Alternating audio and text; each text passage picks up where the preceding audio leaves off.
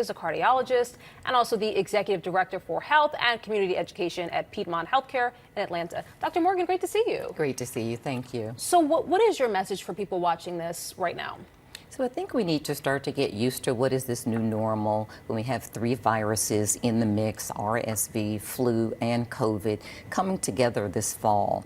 We've also noted that 3 summers in a row, we start to see a surge in COVID. Even though viruses are generally more prevalent in the fall and the winter, this is 3 summers in a row that we have seen COVID begin to tick up. And while we may not have a surge this time, we certainly see hospitalizations increasing, emergency room visits increasing, and overall illness. And tell me more about this new COVID variant. I mean, I live in the Northeast, I live in New York, and certainly anecdotally, I have noticed that more people have seemed to get COVID as of late. What's happening here? So there is a new variant, really not a variant, it's an offshoot of this prolific Omicron family. We are still in Omicron. So this one is called EG5. And it is a daughter, should we say, of the XBB variant. So we're still in this same family that continues to evolve.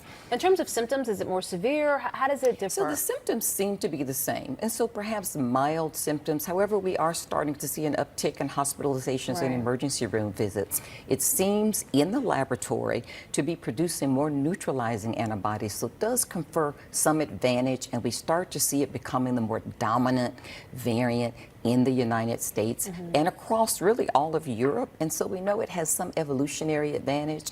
And that's why the World Health Organization has just elevated it to a variant of interest such that it can be tracked. So what should people do? As we said, the message is get your vaccines and get them early, but does the message differ depending on your age, depending on your medical status?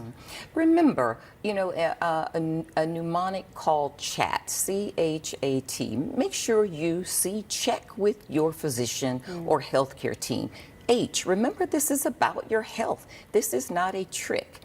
Think about your health. A, always ask questions. And T, find a trusted medical resource, especially on social media and websites where people tend to follow their favorite chef or their favorite entertainer. In this particular instance, find a scientific influencer, someone who's steeped in science, and follow that information when we talk about viruses and COVID, and leave your entertainers for that entertainment information. I didn't even realize there were healthcare influencers, so I got to be better about who I'm following as well.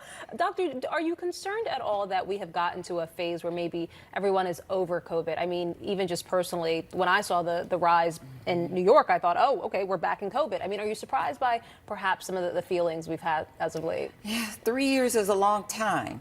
And what we have to remember is the lessons learned from these long 3 years.